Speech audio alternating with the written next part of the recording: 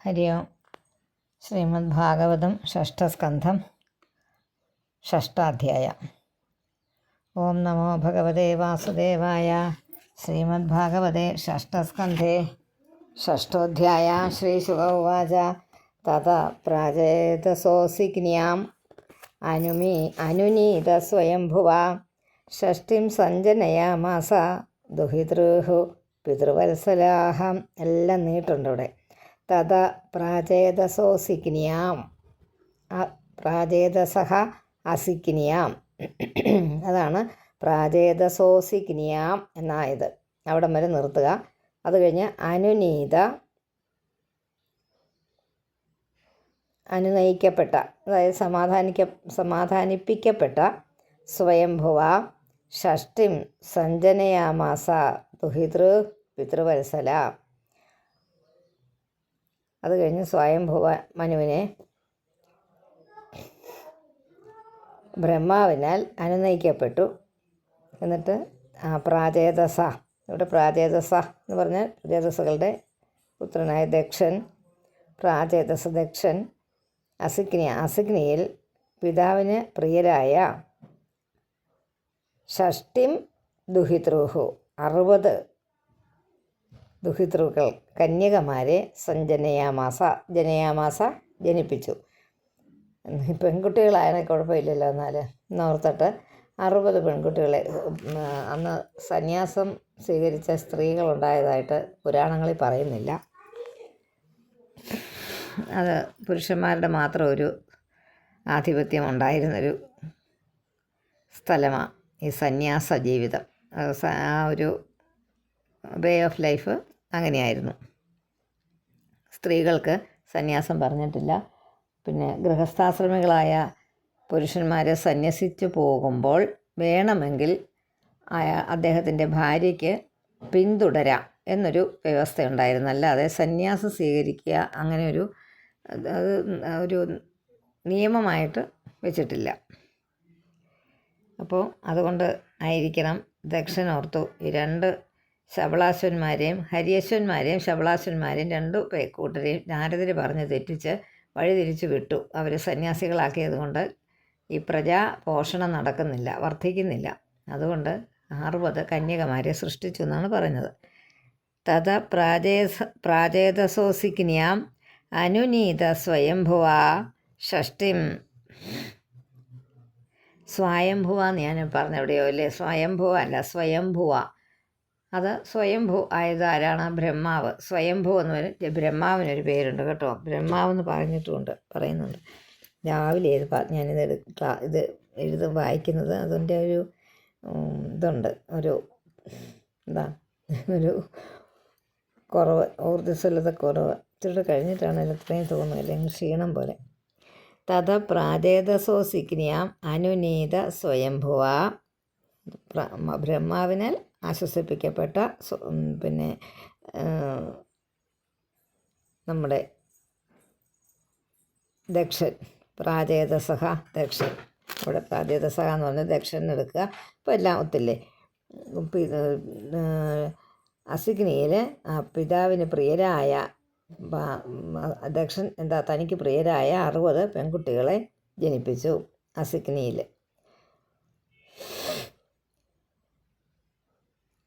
6-ാമത്തെ അധ്യായത്തിൽ പറയുന്നത് ഈ ദേവാസുര വംശം വർദ്ധിച്ചു വന്നതിനെ, അതെങ്ങനെയാണ് വർദ്ധിച്ചു വന്നതിനെക്കുറിച്ചെന്നുള്ളതാണ് വിവരിക്കുന്നത് കേട്ടോ. അത് ഞാൻ പറയാൻ വിട്ടുപോയി. നാരദമുനി ശാപമൊക്കെ ഏറ്റുവാങ്ങി പോയതിൽ പിന്നെ തൻ്റെ പുത്രന്മാരെല്ലാം നഷ്ടപ്പെട്ടല്ലോ എന്നോർത്ത്, നഷ്ടമായല്ലോ, തനിക്ക് പ്രജാസൃഷ്ടിക്ക് വേണ്ടുന്ന പ്രകാരം അവരെ പ്രയോജനപ്പെടുത്താൻ പറ്റിയില്ലല്ലോ എന്നോർത്ത് വളരെ വിഷമിച്ചിരിക്കുന്ന ദക്ഷനെ ബ്രഹ്മദേവൻ വന്ന് ആശ്വസിപ്പിച്ചു. പിന്നെയും സൃഷ്ടിയിൽ ഏർപ്പെടുത്തിയപ്പോൾ അദ്ദേഹം എന്താ ചെയ്ത്, പുത്രന്മാരാണല്ലോ ജനിപ്പിച്ചാലാണല്ലോ നാരദമുനി സന്യസിപ്പിക്കുമെന്നുള്ള ഭയം ഉണ്ടാകുന്നത്. അതുകൊണ്ട് അസിഗ്നി എന്ന് പേരായ പത്നിയിൽ 60 പുത്രിമാരെ ജനിപ്പിച്ചു. അവർ പിതാവിന് വളരെ വാത്സല്യമുള്ളവരായിരുന്നു. അവരോട് ദക്ഷന് വളരെ വാത്സല്യമായിരുന്നു. ദശധർമായ കായേ എന്തോർ ദ്വിഷഡ് തൃണവദത്തവാൻ ഭൂതാങ്കിര കൃശാശ്വേഭ്യോ ദ്വേ താർക്ഷ്യായ ചാപര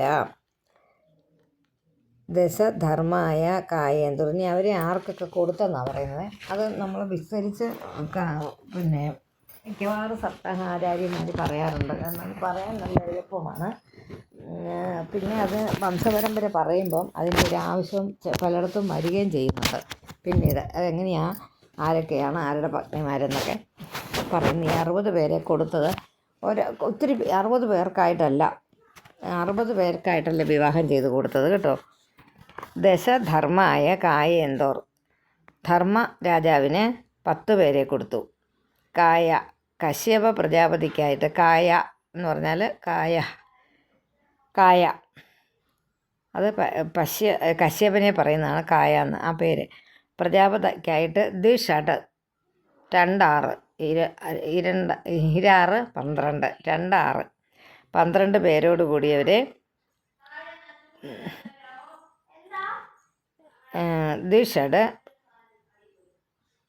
12 എന്ന സംഖ്യയോട് കൂടിയത് യാതൊന്നോ അത് 13ാമത്തേത് എന്ന അർത്ഥത്തിലാണ് ഇവിടെ ദ്വിഷഡ് എന്ന ശബ്ദം ഉപയോഗിച്ചിരിക്കുന്നതെന്ന് പറയുന്നുണ്ട്. അങ്ങനെ 13 പേരെ കേട്ടോ, 13 പേരെ ദ്വിഷഡ് എന്നാണ് പറയുന്നതെങ്കിലും എന്ന സംഖ്യയോട് കൂടിയത് യാതൊന്നോ അത് 13ാമത്തേത് എന്ന അർത്ഥത്തിലാണ്. അപ്പം 13 പേരെ ആർക്ക് കൊടുത്തു? കശ്യപന് കൊടുത്തു. 10 പേരെയോ ധർമ്മരാജാവിന് കൊടുത്തു. ഇന്ദ്രോ കണ്ടോ, ഇന്തോർ എന്ന് എഴുതിയിരിക്കുന്നത് കണ്ടോ, കായ ഇന്തോർ ഇന്ദ്രന് തൃണവ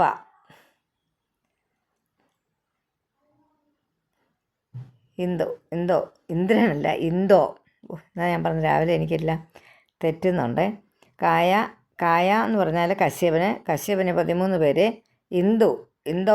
ഇന്തോഹോ അല്ലെ ഇന്തോ അത് ചന്ദ്രന് തൃണവ 27 പേരെയും 93 നവ എന്നുള്ളതാണ് വന്നത് കേട്ടോ. ത്രിനവ 93 27 നവ എന്നുള്ളത് ഒന്നിച്ച് പറഞ്ഞപ്പോൾ ത്രിനവ എന്നായത്. എങ്ങനെയാണ് വരുന്നതെന്ന് മനസ്സിലാക്കിക്കോണേ. ഈ സംഖ്യകളൊക്കെ നിങ്ങൾക്ക് ഇനി ഒരിക്കലും കിട്ടാൻ പോകണില്ല, അതുകൊണ്ട് എഴുതിയിട്ടാണ് അവിടെ ത്രിനവയാണ്. തൃണവ എന്ന് ഒന്നിച്ച് പറഞ്ഞത്. ത്രിനവ എത്രയാ? 27. 93 27 നമ്മൾ പഠിച്ചിട്ടില്ലേ. മറ്റേത് കണ്ടില്ലേ, ദ്വിഷട്ട് 26 12. മറ്റേത് ദശ 10. ആ 12 പേരെന്നുള്ളതിനകത്ത് ഇവിടെ ഒരു 13 പേരെയും എന്ന് പറയുന്നുണ്ട്.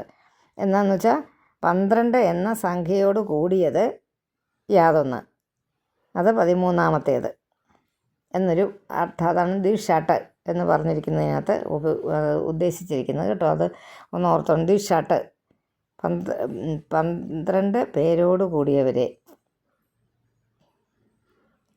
12 എന്ന സംഖ്യയോട് കൂടിയത് യാതൊന്നാണോ, 12 എന്ന സംഖ്യയോട് ഒന്ന് കൂടി അപ്പോൾ അങ്ങനെ 13. 12 എന്ന സംഖ്യയോട് ഒന്ന് കൂടി എന്നുള്ള അർത്ഥത്തിൽ അപ്പോൾ ദ്വിഷട്ട് എന്ന് പറഞ്ഞിരിക്കുന്നതെന്നാണ് എഴുതിയിരിക്കുന്നത് ഇവിടെ. അതൊന്ന് ശ്രദ്ധിച്ചോണം.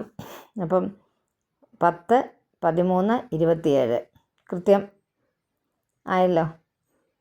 പിന്നെ ഇത് 27 പേരെയും ത്രിനവ ചന്ദ്രൻ എത്ര പേരെയാണ് കൊടുത്തത്? 27 പേര്. അതേതൊക്കെയാ പേരുകൾ പിന്നെ പറയും, പക്ഷെ നമുക്ക് ശരിക്കറിയാം എന്താ. ഇപ്പം ചന്ദ്രൻ്റെ ഭാര്യമാരാണ് 27 പേര്. അശ്വതി ഭരണി കാർത്തിക രോഹിണി മകരം തിരുവാതിര 27 നക്ഷത്രങ്ങൾ. അതാണ്. പിന്നെ ഭൂത അങ്കിര കൃശോ അശ്വേഭ്യ അവരോ ഭൂതൻ അങ്കിരസ് കൃശാശ്വൻ ഇവർക്ക് ബാക്കിയുള്ള 4 പേരെ താർക്ഷൻ എന്ന മറ്റൊരു പേരോടുകൂടിയ കശ്യപനും കൊടുത്തു. ഇങ്ങനെ ഈ 60 പേർക്കും തീരുമാനമായി, വിവാഹം ചെയ്തു കൊടുത്തു. നാമധേയാന്യമോഷാം ത്വം സാപത്യാനാം ച മേ ശൃണു യാസാം പ്രസൂതി പ്രസവൈർ. അവിടെ നിർത്തണം. പിന്നെ ലോക ആപുരിതാസ്ത്രേഹ നാമധേയാന്യമോഷാം ത്വം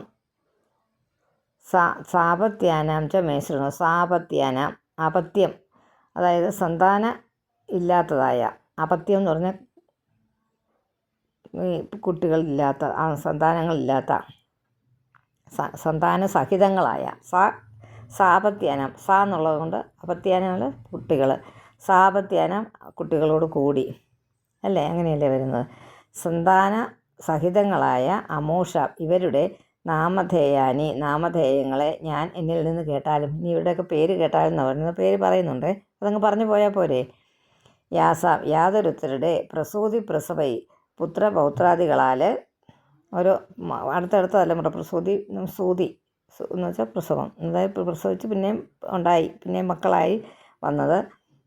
ലോക ഈ 3 ലോകങ്ങളിലും ആപൂരിത എന്നാണ് പറഞ്ഞത്, നിറയപ്പെട്ടു. ഇവരുടെ ഇത്രയും പേരുടെ മക്കളുടെ മക്കളും ഒക്കെ കൂടി ഈ ലോകം മുഴുവൻ ഈ 60 കന്യകമാരുടെ വിവാഹം ചെയ്ത് കൊടുത്തെന്ന് പറഞ്ഞാൽ അവരിൽ നിന്നുണ്ടായ സന്തതികളാണ് ഈ സകല കാണുന്ന പ്രപഞ്ചത്തിലെ എല്ലാം.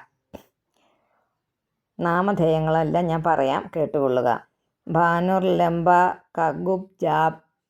കകുബ്ജാമി വിശ്വ സാധ്യ മരുത്വതി വസുർ മുഹൂർത്ത സങ്കൽപ്പ ധർമ്മഭഗ്ന സുതാൻ ശൃണു.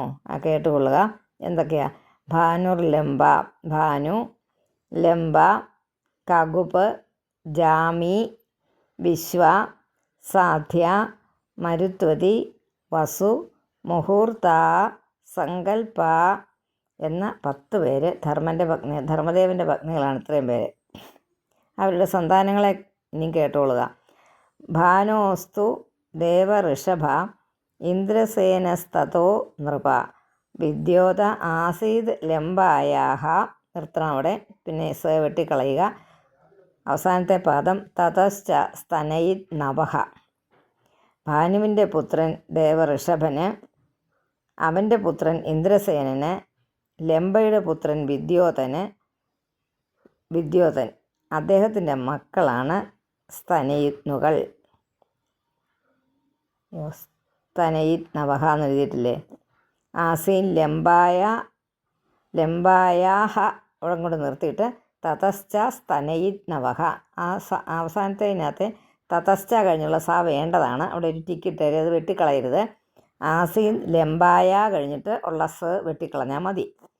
വിദ്യോത ആസീൻ ലംബായ എന്ന ലംബയുടെ പുത്രൻ അത് നീട്ട് വന്ന് സ്ത്രീ ലിംഗമായി കൊണ്ടാണ് ലംബായ, അത് ലംബായാഹയാണ്. അതുകൊണ്ട് സ വെട്ടിക്കളഞ്ഞിട്ട് അടുത്ത പാദം തതശ്ച സ്തനയിത് നവഹ. ഈ പേരുകൾ ഞാനിങ്ങനെ വായിക്കും, അർത്ഥം ഇങ്ങനെ പറയും, അങ്ങ് പോകുക.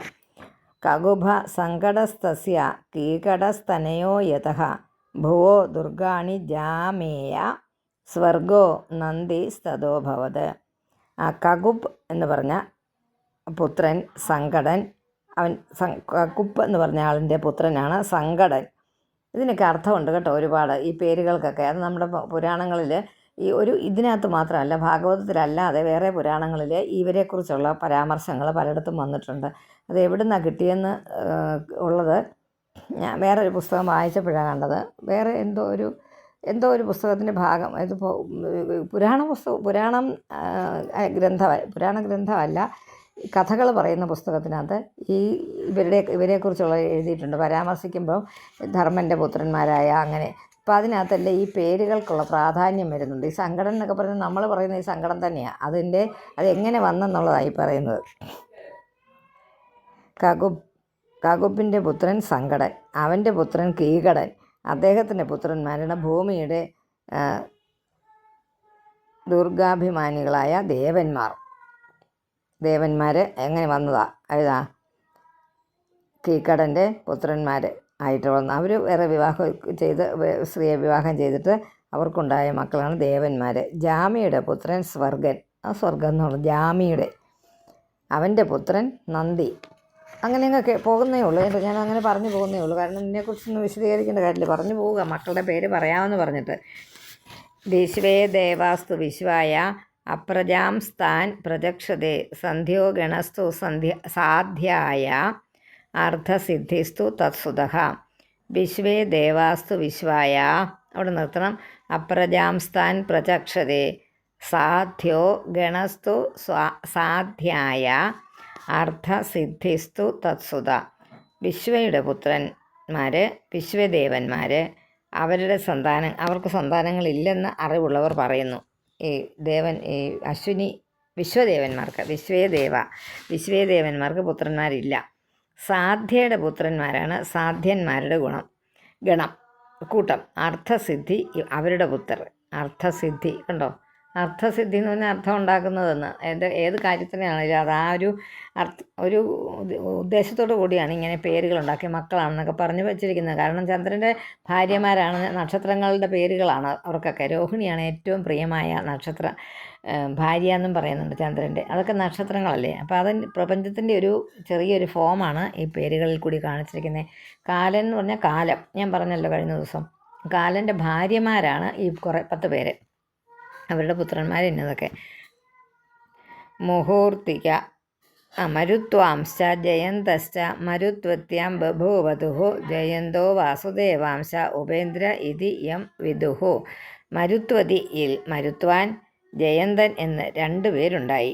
ജയന്തൻ വാസുദേവാംശമാണ്. ഉപേന്ദ്രൻ എന്ന് അദ്ദേഹത്തെ പറഞ്ഞു വരുന്നു.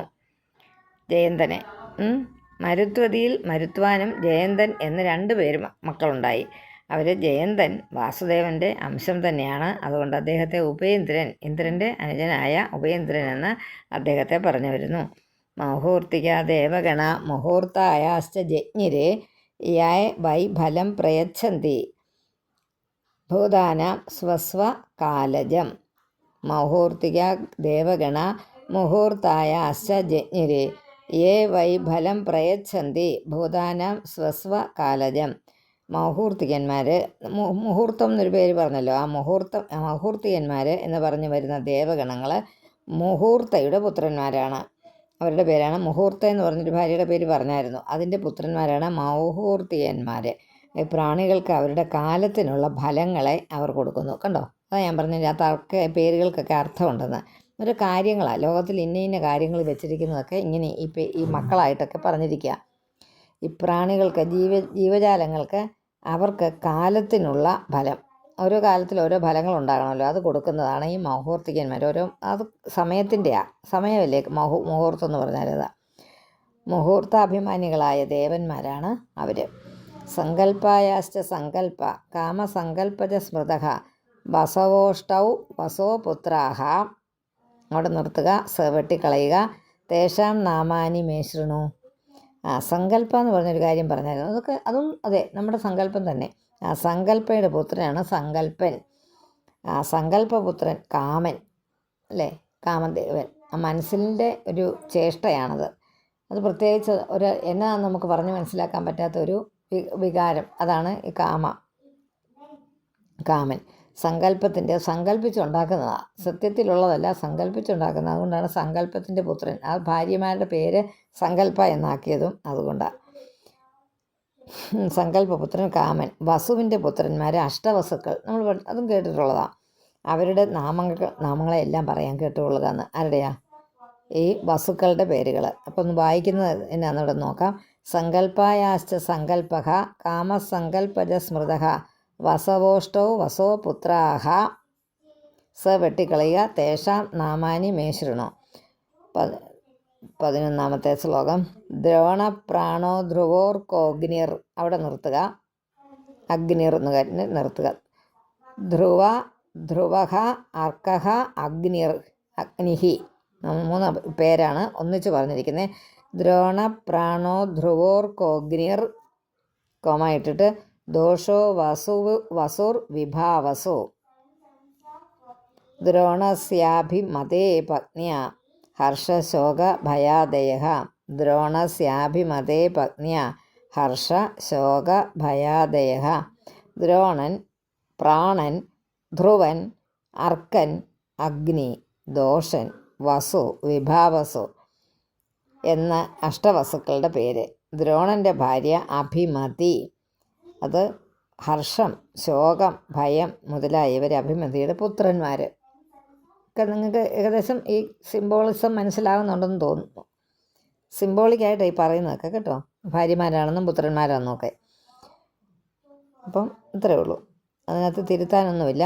അഗ്നിർ വരെ നിർത്തിയിട്ട് ദോഷോ വസുർ വിഭാവസു എന്ന് വായിച്ചാൽ മതി. അവിടെ നിർത്തണം. 8 അക്ഷരത്തിൽ നിങ്ങൾ നിർത്തിയിരിക്കണം. ഒന്ന് ശ്വാസം വിടണം. എന്നാലേ, അല്ലെങ്കിൽ ഒന്നിച്ച് വായിക്കാൻ ശ്രമിക്കുമ്പോൾ നമ്മുടെ ഒരു മാത്ര തെറ്റിപ്പോകുമ്പോൾ താളം മുഴുവൻ പോവും, ഒരു ഭംഗികേട് വരും. പ്രാണസ്യോർജസ്വതി ഭാര്യ സഹ ആയു പുരോജവഹ ധ്രുവസ്യ ഭാര്യ ധരണി അസൂത വിവിധ പുരഹ. പ്രാണൻ്റെ ഭാര്യ ഊർജസ്വതി,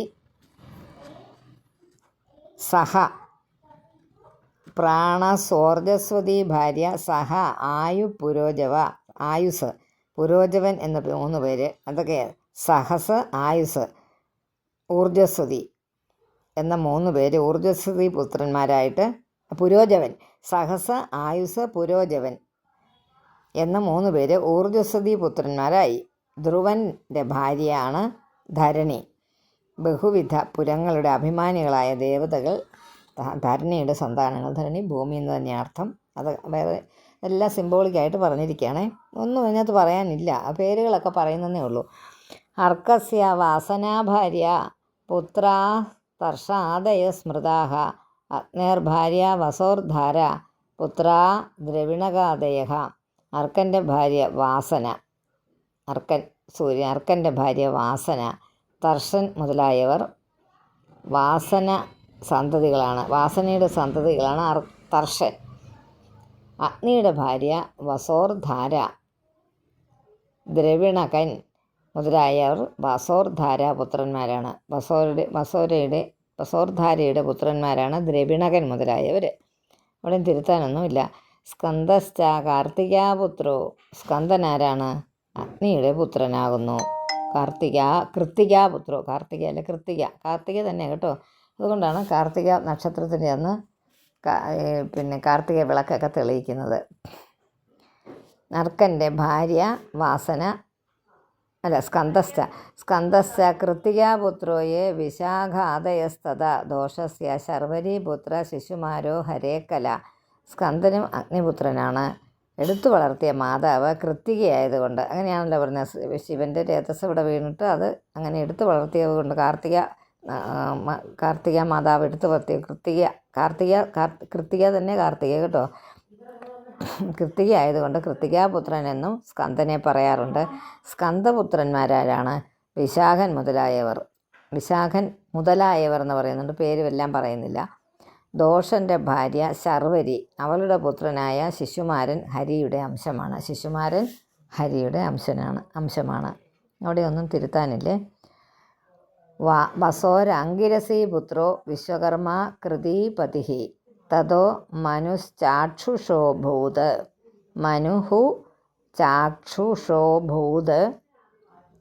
പിന്നെ വിശ്വേസാധ്യ മനോസുതാഹ. ശരിക്ക് വായിക്കണം ആ രണ്ടാമത്തെ ലൈൻ. തതോ മനുശ്ചാക്ഷുഷോഭൂത്, ചാക്ഷുഷൻ എന്നു പേരായ മനു, വിശ്വേസാധ്യന്മാർ എന്ന ദേവന്മാർ ചാക്ഷുഷ മനുപുത്രന്മാരാണ്. വാസോരംഗിരസി പുത്രോ വിശ്വകർമ്മ കൃതീപതി. വസുവിൻ്റെ ഭാര്യ ആംഗിരസി, അവരുടെ പുത്രൻ വിശ്വകർമാവ്, അദ്ദേഹം ശില്പികളുടെ ആചാര്യനാണ്. വിശ്വകർമാവിൻ്റെ പുത്രൻ ചാക്ഷുഷൻ എന്നു പേരായ മനുവാണ്. അദ്ദേഹം മനുവായി തീർന്നു, വിശ്വകർമാവിൻ്റെ പുത്രൻ. വിശ്വേസാധ്യന്മാരെന്ന ദേവന്മാർ ചാക്ഷുഷ മനു പുത്രന്മാരാണ്. വിഭാവസോരസൂദോഷ, നമുക്ക് വായിക്കുന്നത് നന്നായിട്ട് വായിച്ചാൽ മതി. വിഭാവസോരസൂദോഷ വ്യുഷ്ടം രോജിഷമാതപം പഞ്ചയാമോധ ഭൂതാനി ഏന ജാഗൃതി കർമ്മസു. വിഭാവസുവിൻ്റെ ഭാര്യ ഉഷ, വ്യുഷ്ടൻ, രോജിഷൻ, ആതപൻ എന്ന 3 പേർ ഉഷാപുത്രന്മാരാണ്. വിഭാവസുവിൻ്റെ ഭാര്യയാണ് ഉഷ. അവർക്ക് വ്യുഷ്ടൻ, രോജിഷൻ, ആതപൻ എന്ന 3 പുത്രന്മാരുണ്ടായി. ഈ ഉഷയ്ക്കും വിഭാവസുവിനും. ആതപപുത്രൻ 5 യാമങ്ങളോടുകൂടിയ ദിവസത്തിൻ്റെ അഭിമാനിയായ ദേവൻ, പഞ്ചയാമൻ, ദിവസത്തിൻ്റെ അധിപതി. അതായത് ഒരു ദിവസത്തിൻ്റെ കാര്യം. ഇതെല്ലാം ഞാൻ പറഞ്ഞു സിംബോളിക്കാണ് പറയുന്നത്. പ്രാണികൾ കർമ്മങ്ങളിൽ പ്രവർത്തിക്കുന്നത് പഞ്ചയാമൻ്റെ പ്രേരണ നിമിത്തമാകുന്നു. സരൂപാസൂതഭൂതസ്യ ഭാര്യ രുദ്രാംശ്ച കോടിശഃ രൈവതോജോ ഭവോ ഭീമോ വാമ ഉഗ്രോ വൃഷാകപി. സരൂപാസൂതഭൂതസ്യ, അവിടം വരെ. ഭാര്യ രുദ്ര അംശകോടിശഃ രണ്ടാം പാദം. രൈവതോജോ ഭവോ ഭീമോ വാമ ഉഗ്രോ വൃഷാകവി. രൈവതോജോ ഭവോ ഭീമോ വരെ, ഭീമോ കഴിഞ്ഞ് നിർത്തുക. പിന്നെ ഭീമോ വാമ ഉഗ്രോ ഭീമല്ല, വാമ ഉഗ്രോ വൃഷാകപി തൊട്ട് വേറെ. വാമ ഉഗ്രോ വൃഷാകപി. അജൈകപാദഹിർ ബുദ്ധ്നിയോ, അജ ഏകപാദ അഹിർ ബുദ്ധ്നിയോ എന്നാണ്.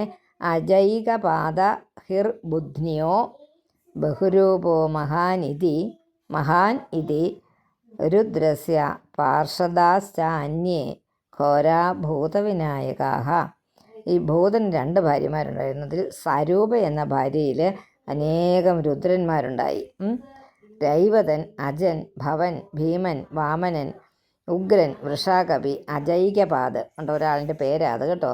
രൈവതോജോ ഭവോ ഭീമോ വാമ ഉഗ്രോ വൃഷാകപി. അതിൻ്റെ അടുത്തതിനകത്ത് വരുന്ന അജൈകപാദൻ ഒരു പേരാ അത്. അജൈകപാദ്. അഹിർബുദ്ധ്യൻ, അഹിർബുദ്ധി, എന്ന് പറഞ്ഞ പാമ്പ്. അഹിർബുദ്ധ്യൻ ആ പേര് വന്നിരിക്കുന്ന അങ്ങനെ, അഹിബുദ്ധിയുള്ളവൻ. ബഹുരൂപോ മഹാനിധി. 12 രുദ്രന്മാരിൽ പ്രധാനികളുണ്ട്. 12 രുദ്രന്മാരുണ്ടെന്ന് പറയുന്നുണ്ട്. അപ്പോൾ ഭയങ്കര സ്വരൂപന്മാരായ ഭൂതവിനായകന്മാർ രുദ്രപാർഷദന്മാരാണവർ. ഇവർ ഭൂതൻ്റെ അന്യഭാര്യയിൽ ജനിച്ചവരാണ്. പ്രജാപതേരങ്കിരസ സ്വധാപഗ്നി പിതൃനഥ അഥർവ ആംഗിരസം വേദം പുത്രത്വേ ചാകരോ സതി. പ്രജാപതേരങ്കിരസ സ്വധാപഗ്നി പിതൃനഥ അഥർവാംഗിരസം വേദം പുത്രത്വേ ചാകരോത് സതി. അങ്കിരസ് എന്നു പേരായ പ്രജാപതിക്ക് 2 ഭാര്യമാരുണ്ട്. അവരിൽ സ്വധ എന്ന ഭാര്യ പിതൃക്കളെ ജനിപ്പിച്ചു. സ്വധയ്ക്ക് എങ്ങനെയാ പിതൃക്കളുണ്ടായി അവിടെ അവൾക്ക്. സതി എന്ന ഭാര്യയിൽ അഥർവം, ആംഗിരസം എന്ന വേദാഭിമാനി ദേവതകൾ പുത്രന്മാരായി ഭവിച്ചു. സതി എന്ന ഭാര്യയിൽ അങ്കിരസിന് സതി എന്നൊരു ഭാര്യയും കൂടി ഉണ്ടായിരുന്നു. അതിൽ ഭാര്യയിൽ അഥർവം, ആംഗിരസം എന്ന അതിൻ്റെ വേദത്തിൻ്റെ ദേവതകളായി പുത്രന്മാരായി ഭവിച്ചു. കൃശോശ്വോർച്ചിഷി ഭാര്യായാം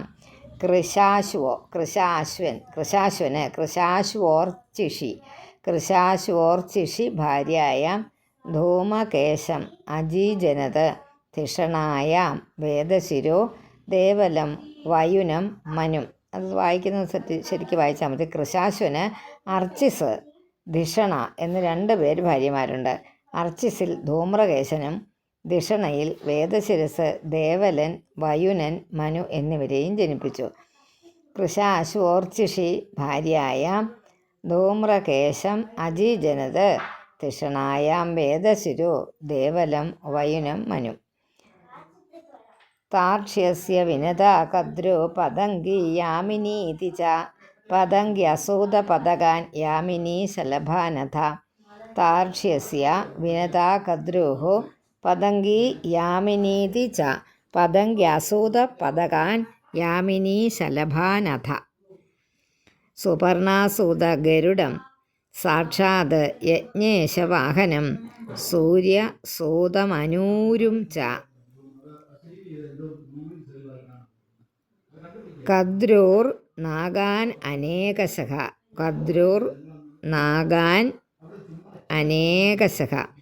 സുപർണാസൂത ഗരുഡം സാക്ഷാത് യജ്ഞേശവാഹനം സൂര്യസൂതമനൂരും ച. കദ്രോർ നാഗാൻ അനേകശഃ. താർഷൻ എന്ന പേരുള്ള കശ്യപന് വിനത, കദ്രു, പതംഗി കശ്യപൻ്റെ ഭാര്യമാരുടെ പേരാ. വിനത, കദ്രു, പതംഗി, യാമിനി അങ്ങനെ 4 പത്നിമാർ. പതംഗി എന്നവൾ പതംഗങ്ങൾ പക്ഷികളെയും യാമിനി ശലഭങ്ങളെയും സുപർണ സാക്ഷാൽ യജ്ഞഫലദാതാവായ ഭഗവാന്റെ വാഹനമായ ഗരുഡനെയും സൂര്യൻ്റെ സാരഥിയായ അരുണൻ ഒക്കെ അങ്ങനെയുള്ളതിനകത്ത് അനുരു എന്ന കൂടെ പേരുള്ള അരുണനെയും കദ്രു അനേകം നാഗങ്ങളെയും ജനിപ്പിച്ചു. കശ്യപൻ്റെ ഭാര്യമാരായിട്ടാണ് വിനത, കദ്രു. അങ്ങനെ താർഷൻ എന്ന പേരുള്ള കശ്യപന് താർഷൻ എന്നൊരു പേരുണ്ട്. പിന്നെ അത്രയേ ഉള്ളൂ. ആ 2നും കൂടെ അർത്ഥം ഒന്നിച്ച് പറഞ്ഞു അങ്ങ് തീർന്നോളുമല്ലോ. 23 കൃത്തികാദീനി നക്ഷത്രാണി ഇന്തോ പത്നിസ്തു ഭാരത ദക്ഷശാപാത് സോനപത്യഃ സഹ അനപത്യഃ ദക്ഷശാപാ സോനപത്യഃ സ വെട്ടിക്കളയും താസു യക്ഷ്മഗ്രഹാർദിതഃ പുനഃപ്രസാദ്യ തം സോമഃ കലാലേഭേ ക്ഷയേ ദിതാഹ. ഒന്നത്ത് തിരുത്താനൊന്നുമില്ല. പുനഃപ്രസാദ്യ തം സോമഃ വരെ നിർത്തുക, 8 അക്ഷരം നിർത്തുക. പിന്നെ കലാലേഭേ ക്ഷയേ ദിത, അതാണ് 4ാമത്തെ പാദം. അത് ചന്ദ്രൻ്റെ ഭാര്യമാരായ കാർത്തികാദികൾ, നമ്മൾ മലയാളത്തിൽ പറയുമ്പോൾ കൃത്തിക എന്നാണ് ഇവിടെ എഴുതിയിരിക്കുന്നത്. നക്ഷത്രങ്ങൾക്ക് സന്താനങ്ങൾ ഉണ്ടായിട്ടില്ല. തൻ്റെ പുത്രിമാരായ 27 പേരിൽ രോഹിണിയിൽ മാത്രം വളരെ സ്നേഹമുള്ള ഉണ്ടായിരുന്നു. മറ്റു പേരിൽ ഉപേക്ഷയും ചന്ദ്രൻ കാട്ടിയത് കൊണ്ട് ചന്ദ്രൻ്റെ ഭാര്യമാരായ കൃത്തികാദികളായ നക്ഷത്രങ്ങൾ സന്താനങ്ങൾ ഉണ്ടായിട്ടില്ല. ഇത് തൻ്റെ പുത്രിമാരായെന്ന് എഴുതിയിരിക്കുന്നത്. പുത്രിയല്ല, അത് ശരിക്കും പത്നിയാണ് കേട്ടോ. എന്തോ ഹരിയോം. തൻ്റെ പുത്രിമാരായ 27 പേരിൽ രോഹിണിയിൽ മാത്രം അതിസ്നേഹവും മറ്റു പേരിൽ ഉപേക്ഷയും ചന്ദ്രൻ ഉണ്ടായതുകൊണ്ട് ദക്ഷൻ ശപിച്ചു. ദക്ഷൻ ശപിച്ചതാണ് കേട്ടോ. പുത്രിമാരെന്ന് പറഞ്ഞ് ഇവിടെ അങ്ങനെയാണ്. ചന്ദ്രൻ്റെ ഭാര്യമാരായിട്ട് ഇവരെ 27 പേർ കൊടുത്തു. പക്ഷേ ചന്ദ്രൻ ഇച്ചിരി സ്നേഹം ഈ രോഹിണിയോട് മാത്രമേ ഉണ്ടായിരുന്നുള്ളൂ. മറ്റുള്ളവരെയൊക്കെ ഒന്നും വലിയ സ്നേഹമൊന്നും ഇല്ലായിരുന്നു. അപ്പോൾ അവർക്കൊന്നും പുത്രിമാർ മക്കളുണ്ടായില്ല. ഈ രോഹിണിക്ക് മാത്രമേ ഉണ്ടായുള്ളൂ. അതുകൊണ്ട് ദക്ഷൻ ശപിച്ചു. അതുകൊണ്ട് ചന്ദ്രന് ക്ഷയം ബാധിക്കട്ടെ എന്ന് പറഞ്ഞു. അത് കഴിഞ്ഞ് ശാപമോക്ഷം കൊടുത്തു. തൻ്റെ പുത്രിമാർ വിധവയായി പോകുമല്ലോ. അതുകൊണ്ട് പിന്നീട് ക്ഷയം വൃദ്ധിയുമാകും എന്ന് പറഞ്ഞു. അപ്പം ക്ഷയവൃദ്ധി മാറി മാറി ചന്ദ്രന് അനുഭവിക്കേണ്ടി വരുന്നത്. അതുകൊണ്ട് ചന്ദ്രൻ എങ്ങനെയാണ് ഉണ്ടാകുന്നത്? വൃദ്ധിക്ഷയം. കർത്തവാവ് വരുമ്പം അങ്ങ് തീരെ പോകും. പിറ്റേ ദിവസം ഒരു ചെറിയ ചന്ദ്രക്കല പോലെ കണ്ട് അത് വലുതായി വന്ന് പൂർണ്ണചന്ദ്രനാകും. പിന്നെയും ക്ഷയം ബാധിക്കും. അന്ന് തൊട്ട് പൂർണ്ണചന്ദ്രനാകുന്ന ആ പൗർണമിയുടെ പിറ്റേ ദിവസം തൊട്ട് ചെറുതായി വരും. അങ്ങനെ അത് വീണ്ടും കർത്തവാകും. അങ്ങനെ ക്ഷയവും വൃദ്ധിയും മാറി മാറി ചന്ദ്രൻ അനുഭവിക്കേണ്ടി വന്നു. ഇതൊക്കെ പുത്രന്മാരായിട്ടും പുത്രിമാരായിട്ടും ഈശ്വരൻ്റെ സങ്കല്പത്തിൽ ഒരു മനുഷ്യനായിട്ട് നമ്മളോട് മനുഷ്യൻ്റെ പുത്രി എന്നുള്ള അർത്ഥത്തിലാണ് നമ്മളെ ഇത് പറഞ്ഞ് മനസ്സിലാക്കുന്നതും പേരുകളിട്ടതും ഒക്കെ. അതൊക്കെ അത് ഓരോ സിമ്പലുകളാണെന്ന് നിങ്ങൾ ധരിക്കുക. അങ്ങനെ ആയതുകൊണ്ട് ഇങ്ങനെ ഒരു പുത്രിയോട് മാത്രം തൻ്റെ പുത്രിമാരെ 27 പേരെ ചന്ദ്രന് കൊടുത്തു. ചന്ദ്രന് അതിനകത്ത് രോഹിണിയോട് മാത്രം സ്നേഹം കാണിച്ചു. മറ്റുള്ളവർക്കാർക്കും ആ സ്നേഹം കിട്ടിയില്ല. അപ്പം ദക്ഷൻ ശപിച്ചു, നിനക്ക് ക്ഷയം ബാധിച്ച് ആകട്ടെന്ന്. അതുകൊണ്ട് ക്ഷയരോഗം ബാധിച്ചു. ചന്ദ്രന് സന്താനഹീനനായി ഭവിച്ചു. ദക്ഷനെ സന്തോഷിപ്പിച്ചപ്പോൾ കൃഷ്ണപക്ഷത്തിൽ ക്ഷീണിക്കുന്ന ആ കലയ്ക്ക് മാത്രം ശുക്ലപക്ഷത്തിൽ അഭിവൃദ്ധി ഉണ്ടാകാനൊരു അഭിവൃദ്ധി പ്രാപിക്കട്ടെ എന്നൊരു മോക്ഷവും കൊടുത്തു. അങ്ങനെ ദക്ഷനിൽ നിന്നും അനുഗ്രഹിച്ചത് അല്ലാതെ സന്താനമുണ്ടാകുമെന്നുള്ള അനുഗ്രഹം. നിനക്ക് വൃദ്ധിക്ഷയം വരും, വൃദ്ധി ഉണ്ടാകും, അതുപോലെ ക്ഷയം വരുമെന്ന് പറഞ്ഞപ്പോൾ വൃദ്ധിയും വരുമെന്നൊരു ശാപമോക്ഷം കിട്ടിയതല്ലാതെ പുത്രന്മാരുണ്ടാകുമെന്നുള്ളൊരു ഇത് കിട്ടിയില്ല. ചന്ദ്രന് പുത്രന്മാരുണ്ടാകുമെന്ന് ഒരു അനുഗ്രഹം കിട്ടിയില്ല ദക്ഷനിൽ നിന്ന്. ശൃണുനാമാനി ലോകാനാം മാതൃഗണാം ശങ്കരാണിച്ച അധ കശ്യപപത്നീനാം യത് പ്രസൂതം ഇതം ജഗത്. ശൃണുനാമാനി ലോകാനാം 8 അക്ഷരം. മാതൃഗണാം ശങ്കരാണിച്ച അധ കശ്യപ പത്നീനാം എന്നാണ് കേട്ടോ. കശ്യപ കഴിഞ്ഞിട്ട് കോമ ഇട്ടോ, പത്നീനാം വരെ നിർത്തുക. യത് പ്രസൂതം ഇതം ജഗത്. ഈ കശ്യപ ഭാര്യമാരുടെ പേരുകൾ, നല്ല സുന്ദരമായ പേരുകളെയും കേട്ടുകൊള്ളുക, സന്താനങ്ങളെയും കേൾക്കുക. ഇവർ ലോക ജനനിമാരാണ്. ശരിക്കും പറഞ്ഞാൽ കശ്യപൻ്റെ, നമ്മൾ ഗോത്രം പറയുമ്പം അറിയാൻ മേലാത്തവർ, നമുക്ക് ഗോത്രം ശരിക്കും പറഞ്ഞാൽ നമ്മൾ കേരളത്തിൽ അത് വലിയ പ്രാബല്യത്തിലില്ല. പലയിടത്തുനിന്ന് വന്ന് എത്തിപ്പെട്ടവരൊക്കെ ആണെന്നാണ് പറയുന്നത് കേരളീയർ. അതുകൊണ്ട് നമ്മൾ മറ്റ് സംസ്ഥാനങ്ങളിൽ ഈ ശ്രാദ്ധങ്ങൾ ഒക്കെ ചെയ്യല്ലേ, നമ്മൾ ക്രിയകളൊക്കെ നമ്മൾ ഗയാശ്രാദ്ധമൊക്കെ ചെയ്യുമ്പോൾ അവർ പറയും അവരവരുടെ ഗോത്രം വിചാരിച്ച് അത് മനസ്സിൽ ഓർക്കണമെന്ന്. നമുക്ക് ഇവിടെ ഉള്ളവർക്ക് ഒരു ഗോത്രമില്ല. അപ്പോൾ അവരോടെല്ലാം പറയും കശ്യപ ഗോത്രം എന്നങ്ങ് വിചാരിച്ചോളാൻ. നമ്മളെല്ലാം കശ്യപ ഗോത്രത്തിൽപ്പെട്ടവരാണെന്ന് അങ്ങ് വിചാരിക്കുക. കശ്യപൻ്റെ ഗോത്രമാണല്ലോ എല്ലാം പിന്നെ മക്കളായിട്ട് ഭൂമിയിൽ മനുഷ്യരായിട്ട് ജനിച്ചിരിക്കുന്നതെന്നാണ് പറയപ്പെടുന്നത്. അതുകൊണ്ട് കശ്യപൻ്റെ ഭാര്യമാർ കശ്യപ ഭാര്യമാരുടെ പേരുകളും അവരുടെ സന്താനങ്ങളെയും ഒക്കെ കേൾക്കാൻ പറഞ്ഞിട്ട് അവരെല്ലാം ലോകജനനിമാരാണ് എന്ന് പറയുകയാണ് കശ്യപൻ്റെ ഭാര്യമാർ. പറയാം നമുക്ക്. അതിഥിർ ദിതിർ ധനു കാഷ്ട അരിഷ്ട സുരസ ഇള മുനി ക്രോധവശാതാമ്ര സുരഭി സരമ തിമിഹി. അതിഥി ദിതി ധനു കാഷ്ട അരിഷ്ട സുരസ ഇള മുനിഹി പേരാ കേട്ടോ അതൊക്കെ. ക്രോധവശ താമ്ര സുരഭി സരമ തിമി. ഇതാണ് കശ്യപൻ്റെ ഭാര്യമാരുടെ പേരുകൾ. ഒക്കെ ഓർക്കണമെങ്കിൽ ഇങ്ങനെ എഴുതി വെക്കുക. കശ്യപൻ്റെ ഭാര്യമാർ അതിഥി ദിതി അതാരാന്നറിയാം? നമ്മൾ ദേവന്മാരുടെയും അസുരന്മാരുടെയും അമ്മമാരാ. ധനുജന്മാർ രാക്ഷസന്മാരുടെ. കാഷ്ട അരിഷ്ട സുരസ ഇള മുനിഹി ക്രോധവശ താമ്ര സുരഭി സരമ തിമി. ഇതുവരെയൊക്കെ കശ്യപ ഭാര്യമാരാണ്. തിമേർ യാദോ ഗണ ആസൻ ശ്വാപദ സരമാസുത സുരഭേർ മഹിഷ ഗാവോ യേ ചാന്യേ ദ്വിശഭാ നൃപ. തിമേർ യാദോ ഗണ ആസൻ അവിടെ വരെ തിരിക്കുക.